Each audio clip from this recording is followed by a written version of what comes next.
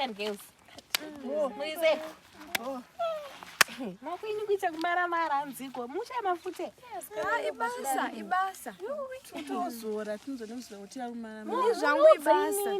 Munoudza inini ndinokuitira izvi izvi. Guys, muona chi? Kumba kwedu. Kumba kwedu kune mari. Inini. Mukandiona sosoka. Ndiri mwana wembinga. Musafunga kuti kupfeka mapusha akadaiona. Kushaya kamaya kudongoti vanhu vasandiroye zvangu but zvezvemari ndinayo. Kuti zvemunde kumeso hanzi Aiwa no. Inayo yokuti pane mafuta andakambonzi akati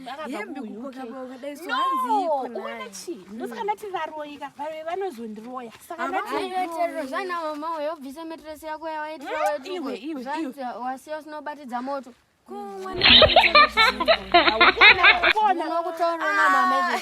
kutoenda zvangu chokwadi